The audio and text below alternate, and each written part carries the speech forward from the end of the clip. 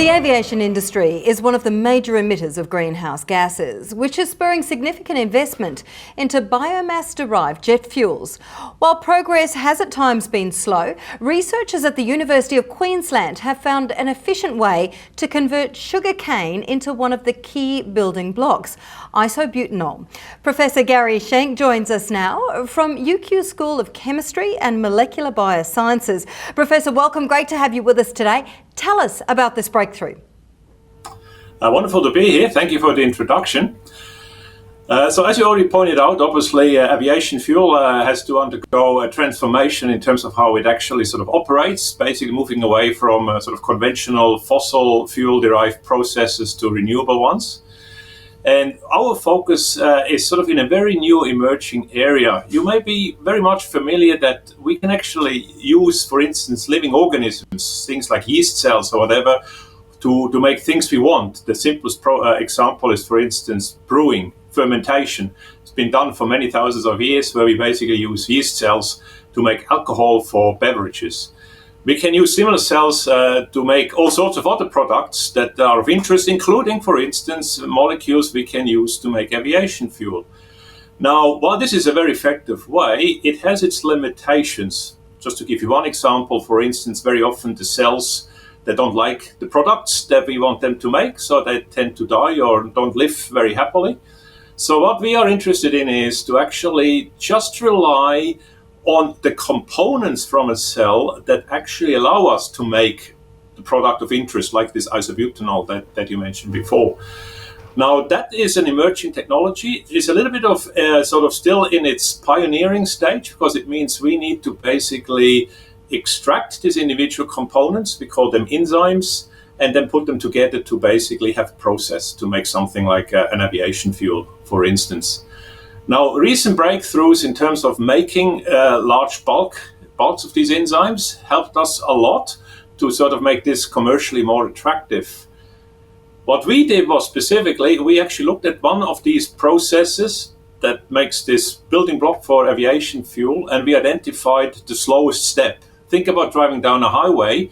When you sort of have a great highway, but it's blocked with too many cars, it doesn't matter how good your car is, you can't drive faster than basically the traffic. And quite often that can be quite a nuisance.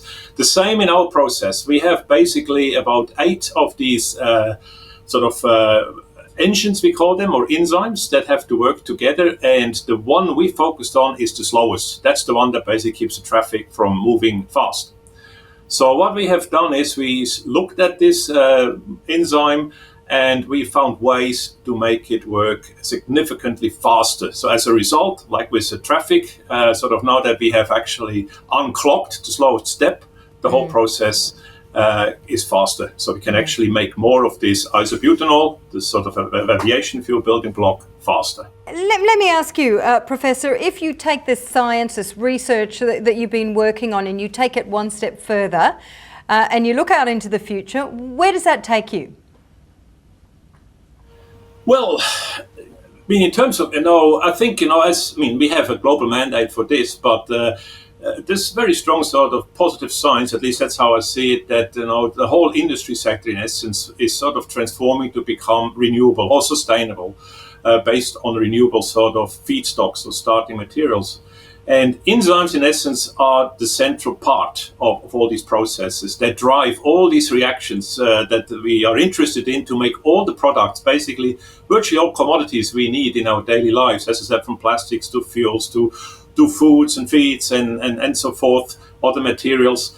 But what we need to do is basically have a very structured approach to sort of build this industry that allows us to make everything we need in a renewable way. And Australia is incredibly well placed to be a leader here, because for one, we have the technology know-how, we have a fantastic education sort of sector. We sort of educate all these fantastic sort of new researchers that can do it.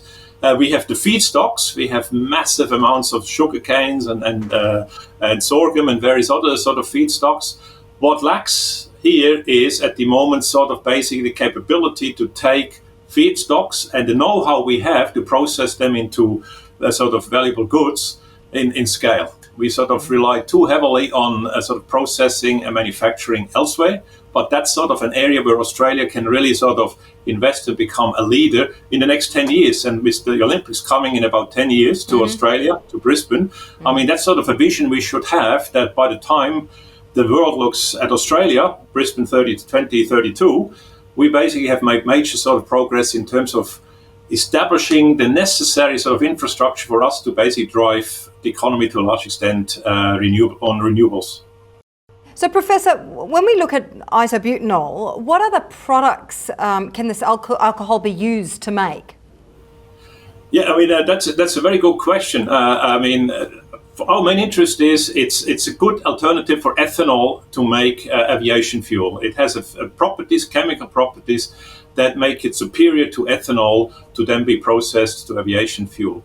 But in addition, it's also a very good building block, basically a starting point, if you like, to, for instance, make rubber. Rubber you can use, for instance, to produce tires. You can make bioplastics from it, and even some food flavor enhancers as well. So it has a very diverse sort of application range. So that makes it quite interesting. So it's not just the aviation fuel route that we would have to consider. We could actually use it to sort of incentivize other industries as well, like bioplastics.